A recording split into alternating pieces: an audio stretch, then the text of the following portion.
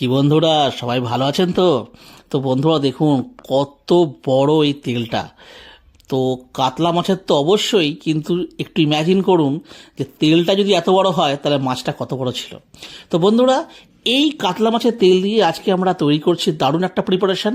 না না না, পুঁই শাক নয়, আজকে আমরা বানাচ্ছি কাতলা মাছের তেল দিয়ে লাউ পালং। এটা একটা শাক, মানে লাউ শাক, আর যে পালংয়ের মানে শীষ পালং হয়ে যায় বলে, তো সেই পালং দিয়ে একটা চচ্চড়ি। তো বন্ধুরা, খেতে অসাধারণ হয়। তো চলুন রেসিপিটা শেয়ার করি।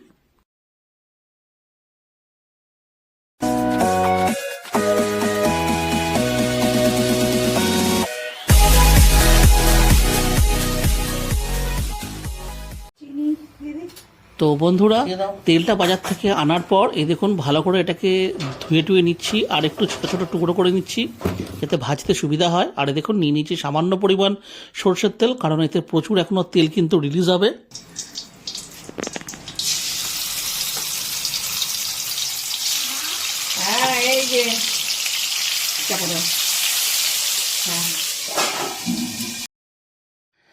তো বন্ধুরা, এগুলো কিন্তু বিশেষ খুব একটা নাড়াচাড়া করতে হয় না, আমরা ঢাকা চাপা দিলাম এই কারণে, না হলে প্রচণ্ড মানে আর কি ছেটকাচ্ছিল।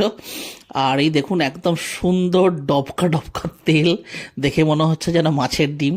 তো বন্ধুরা, এগুলো ভাজা হয়ে গেছে, এগুলো আমরা আলাদা প্লেটে তুলে রাখছি।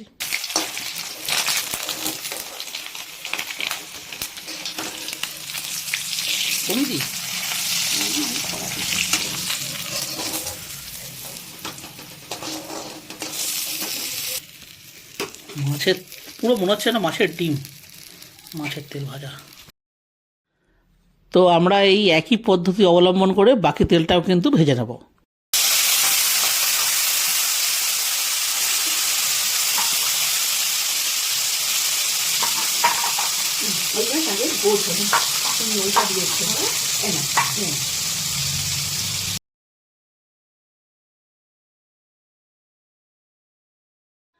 তো বন্ধুরা, ওই অত বড় তেল, সাথে শাক, মানে দু রকমের শাক, লাউ আর পালং, তার উপরে সবজি, তো ভলিউমটা অনেক হয়ে যাচ্ছে, সেহেতু আমরা নিয়ে নিয়েছি বড় ওভেন আর বড় কড়াই।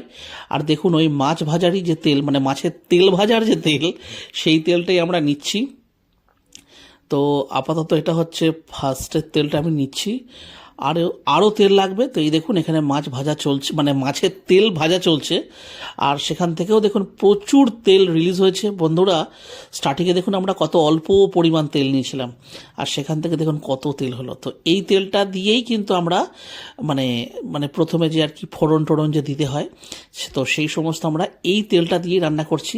এখানে আমরা এক্সট্রা করে কোনো সর্ষের তেল বা রিফাইন তেলের ব্যবহার করছি না, এই মাছের তেল ভাজার তেলেই, মানে কথায় বলে মাছের তেলে মাছ ভাজা। তো এই দেখুন ওই তেল আমরা আরও দিয়ে দিলাম, ব্যাস এইটুকুই লাগবে।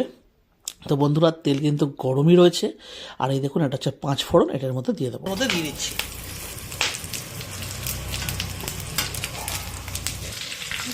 তো 5 ফোড়নটা এখানে দেখুন হয়ে গেছে, আর এই দেখুন এখানে কেটে রাখা আলু, সেটাকে এর মধ্যে দিয়ে দেবো।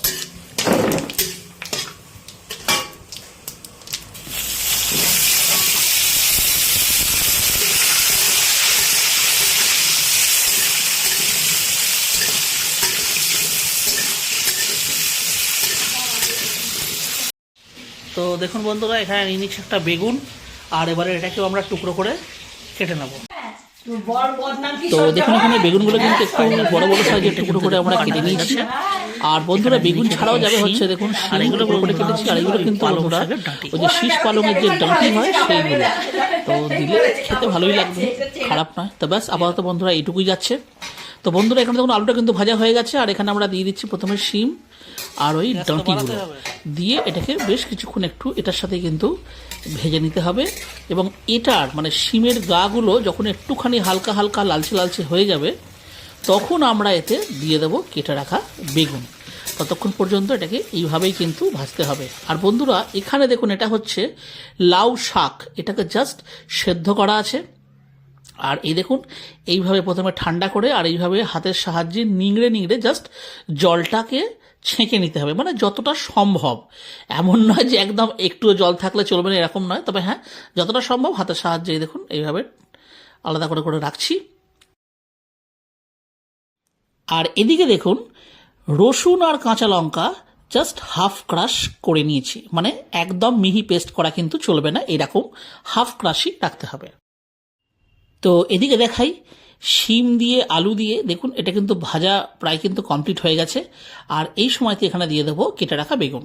তো বন্ধুরা এখানে এই বেগুনের টুকরোগুলো দেখে আপনার মনে হতে পারে যে বাপ রে, এ তো পুরো বেগুন ভাজার মতন এত বড় বড় টুকরো। তো বন্ধুরা বিষয়টা হচ্ছে চচ্চড়িতে অনেক সময় না বেগুন ঠিক খুঁজে পাওয়া যায় না, অনেক সময় বেশি যদি বাই চান্স গলে যায় তখন কিন্তু সেটাকে আর আলাদা করে মানে ঠিক পাওয়া যায় না। তো সেহেতু আমরা বেগুনটা একটু বড় বড় সাইজের কেটে এখানে দিয়েছি।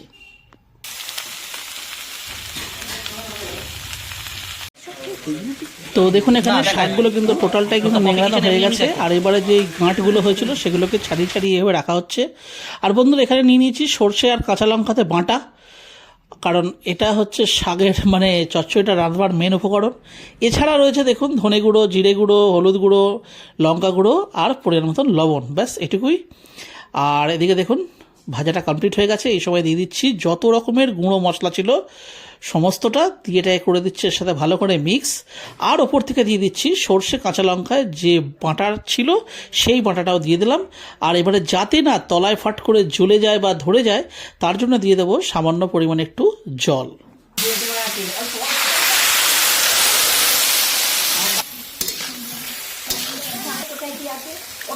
তো এখানে সর্ষের বাটিটা ধুয়ে দিয়ে দিচ্ছি সামান্য পরিমাণ জল। আর ওই যে বন্ধুরা রসুন আর কাঁচা লঙ্কায় যে ক্রাশ হাফ ক্রাশ করে যেটা রাখা ছিল সেটাকে এর মধ্যে দিয়ে দিচ্ছি, দিয়ে এবারে করে দিচ্ছি এটাকে ভালো করে মিক্স ওর সাথে।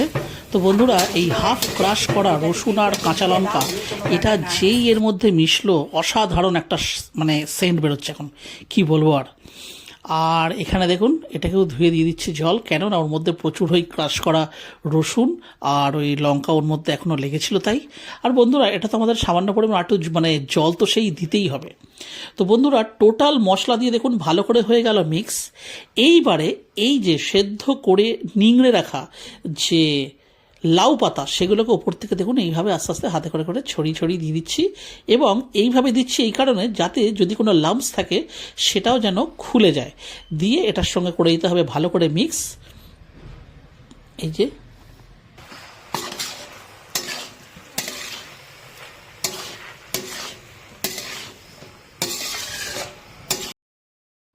তো দেখুন এখানে ভালো করে কিন্তু আমাদের মিক্স করা হয়ে গেছে। আর এই দেখুন এই হচ্ছে সেই শীষ পালংয়ের টুকরো, মানে যে পালং শাকের মুখে একটু একটু সেই কুঁড়ি চলে আসে ওটাকেই বলে শীষ পালং। আর এই দেখুন দিয়ে দিচ্ছে এতে। তো এই যে এবারে এটাকে এর সাথে ভালো করে দেবো একটা মিক্স।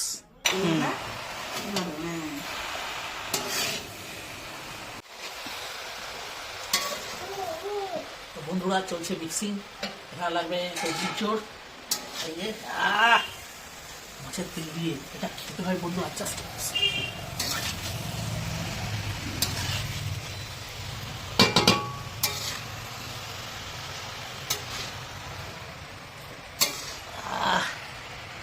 ফার্স্ট ক্লাস, এখনই যা সেন্ট বেরোচ্ছে।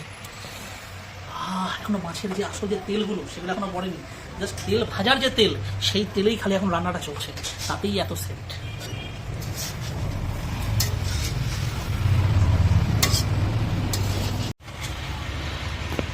তো বন্ধুরা এগুলো সব মিক্স হয়ে গেছে। আর এই সময়তেই দেখুন ওই যে তেল যেটা তখন ভাজা চলছিল সেই তেলটাকে এর মধ্যে ওপর থেকেই এইভাবে মানে একটুখানি দিয়ে দিচ্ছি ছড়িয়ে। আর এটাই করে দেবো একটু ভালো করে মিক্স। তো এই যে ভালো করে দিচ্ছি মিক্স। আর বন্ধুরা এই যে তেলের বাটিতে কি পরিমাণ তেল লেগে, তো সেটাকেও এটা দিয়ে ভালো করে মুছে দিয়ে দিচ্ছি।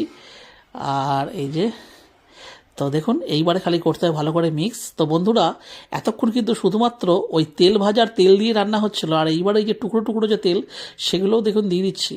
বন্ধুরা এতে কিন্তু মাছের মাথা দিলেও হতো, কিন্তু মাছের মাথাতে কি হয় মানে এক্সট্রা যে একটা কাঁটাকুঁটি থাকে, তো সেগুলো খাবার সময় অ্যাকচুয়ালি ডিস্টার্বড হয়, মানে একটু অসুবিধা হয়, সেহেতু পিওর এটা তেল দিয়েই হচ্ছে। তো দেখুন এখানে সব হয়ে গেছে মিক্স। দিয়ে দিচ্ছি এবার জল, কারণ একটু জলের প্রয়োজন হবে, কারণ যেহেতু শাকগুলো কিন্তু কচি ঠিক নয় সুতরাং অতটা কিন্তু জল রিলিজ হবে না, কারণ এটা আমরা রান্না করছি কচি পালং নয় শীষ পালং দিয়ে। তো একটু জল এইভাবে দিয়ে আর মিক্স করে দিচ্ছি। আর বন্ধুরা এরপরে সোজা কথায় গ্যাসের ফ্লেমটা একটু স্লো করব আর দিয়ে দেবো ঢাকা চাপা জাস্ট 15 মিনিটের জন্য। তাতে করে কি হবে, টোটাল যত সবজি আছে, আনাজ আছে আর শাক পাতা থেকে শুরু করে সবই কিন্তু ভালো মতন সেদ্ধ হয়ে যাবে। তো বন্ধুরা, এখানে লাউ শাক যেটা ছিল সেটা তো সেদ্ধ করাই ছিল, খালি এই পালং শাকটা আর এই যে ডাঁটিগুলো দেখছেন এগুলো সেদ্ধ হলেই হয়ে যাবে।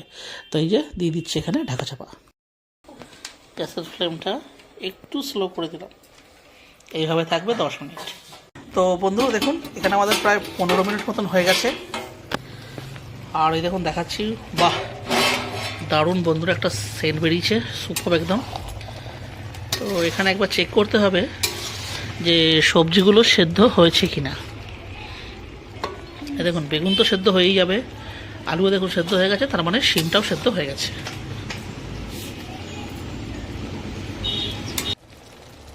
তো দেখুন এখানে না ঝোলটা কিন্তু এখনই দেখুন রয়েছে, ফিটফিট করছে একটু একটু, খালি এটুকু এবার খালি আমাদেরকে শুকিয়ে নিতে হবে। আর বন্ধুরা, এটা শুকোবার আগে একটা জিনিস আমি আপনাদেরকে দেখিয়ে দিই। এখানে দেখুন আমরা যে মাছের তেলটা, এখানেতেও অনেকটা তেল কিন্তু আমরা দিয়েছি, এই তেলটা যেটুকু বেঁচে আছে সেটাও আমরা এর মধ্যে দিয়ে দেব।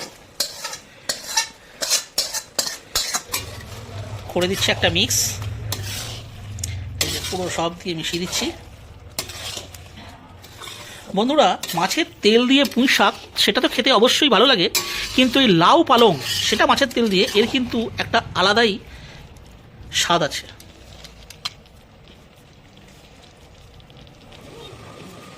তো দেখুন এখানে গ্যাসের ফ্লেমটা কিন্তু বাড়িয়ে দিয়েছি, আর যেটুকু জল আছে মোটামুটি এগুলো এবারে এইভাবেই শুকিয়ে যাবে।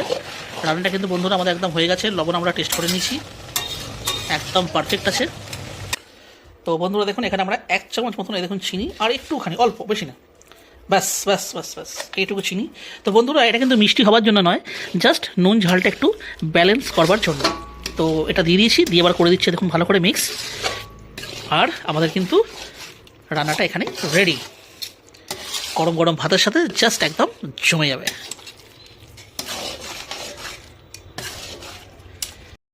তো বন্ধুরা, রান্নাটা কিন্তু আমাদের এখানেই শেষ। তো বন্ধুরা, আজকের আমাদের এই ভিডিওটা যদি আপনাদের ভালো লেগে থাকে তাহলে অবশ্যই ভিডিওটিকে একটি লাইক দেবেন।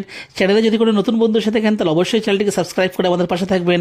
তাহলে আবার দেখা হচ্ছে অন্য কোনো ভিডিওতে, অন্য কোনো রেসিপির সাথে। ততদিন পর্যন্ত কিন্তু নিশ্চয়ই ভালো থাকবেন। টাটা। ভাল লাগে হাঁটতে তোর হাত ধরে